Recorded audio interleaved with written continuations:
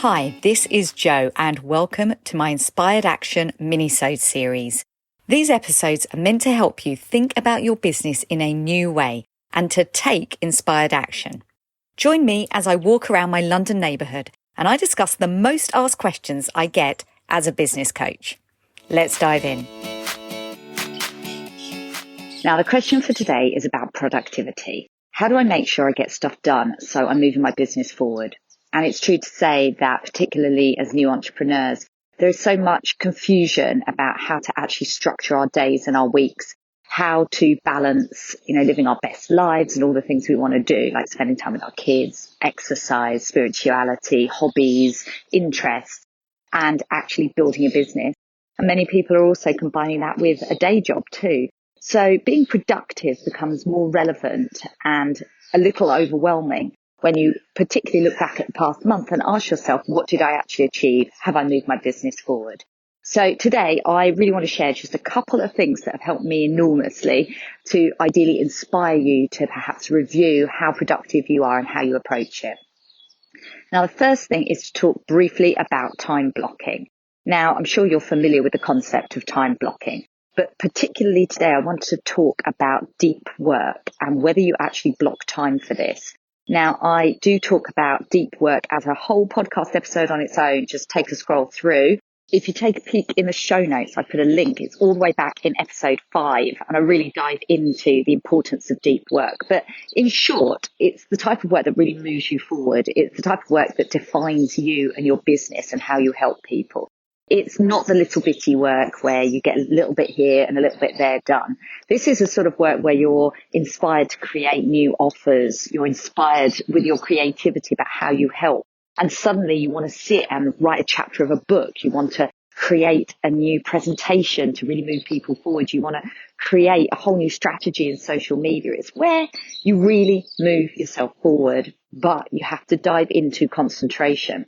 And the problem with the way we often run our weeks and our days is that it's broken up so much. You might have a client call or a pod call. You might need to spend time with your family or wish to go and do yoga, and all of that is fantastic. But my question is, where in your week do you actually reserve a minimum of 2 hours, ideally a half a day, perhaps even a whole day, to really dive into creation? Allow yourself to be inspired and for new ideas to flow through you. I, for example, block a minimum of 2 to 3 hour blocks a week in my calendar because I like to record my podcast. I like to have ample time to do that. I need to prepare, I need to record, I need to edit. And I don't want to be interrupted in the middle of it because it's a creative process. And I think all of my best work, including my recent program that I've produced, has come from the ability to dive into that deep work. And it doesn't just happen. You have to create genuine space for it. Related to this, but a slightly separate subject, today I also want to mention the idea about inspired action itself, which is the idea that when you're striving and pushing, it's really hard to channel that inspiration.